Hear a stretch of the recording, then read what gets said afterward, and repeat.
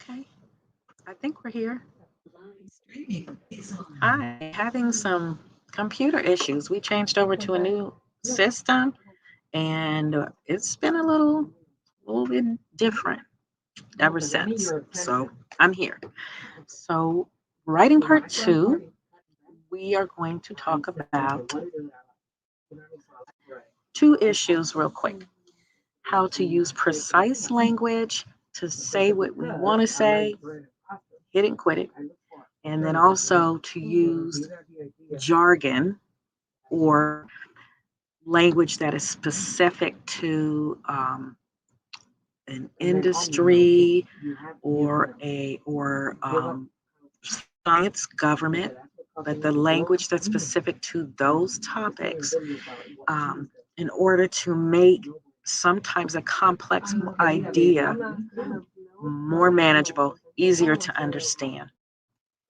So, what I want to do first is talk about shades of meaning, meaning when how to use precise language, and sometimes we speak in general terms, and we go all around the word, but we don't really say or the idea, but we really don't say what we mean to say when you could say it more precisely in the first place. So let's look at a couple terms that I have up here.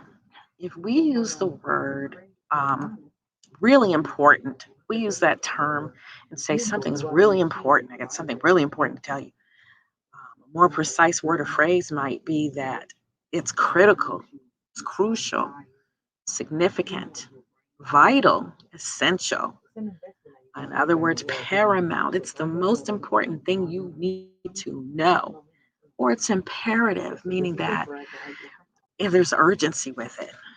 And so let's take a look at this next word, observe. That's a general word, but what we might want instead is for you to examine, discern, recognize, identify, witness, glimpse, or to see something. That's generally what we think of, right? To see something or to peer. So you're active in this process. Next one is to say something is adequate, that you have enough of it. We can also say that it is sufficient, that it's suitable, acceptable, it's ample, uh, it's just right. It's enough, and there's an abundant, satisfactory. And then the last one is to say that we don't have something. Well, other words that we can use are lack, shortfall, absence, deficit, deprivation, or insufficiency. So let's take a quick look, and this is going to be your little homework. I'm just going to introduce a minute real quick. And so, shades of meaning, strong versus weak. So, of course, you've got what? Answers. I'm never going to leave you hanging. So, some words mean almost the same things, but they're still different. One of the words may be stronger or express more emotion or action. The other may be weak or express less emotion or action. So here's an example. I think the bus goes to the library. Not really helping me there. I know the bus goes to the library. Thank you. I have the information that I need now. So in part one, you're going to fill in the blank in each sentence with a word that has a stronger meaning than the word in the parenthesis.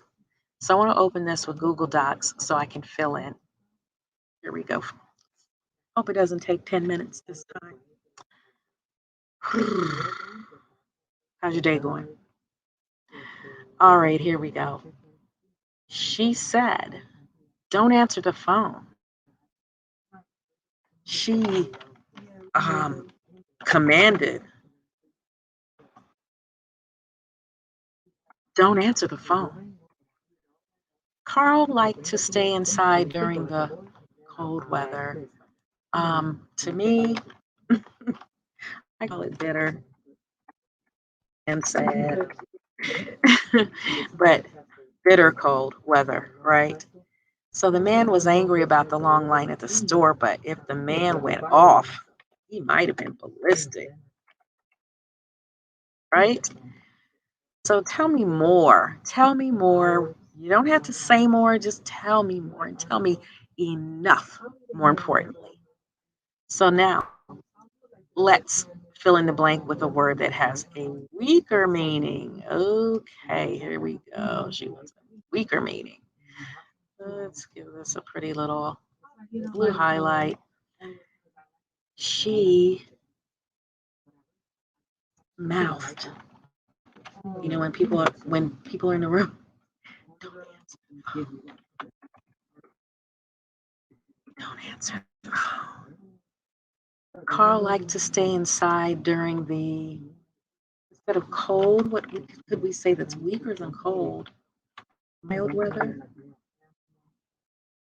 And then the man was, instead of being angry, he was, I'm going to say slightly upset, right?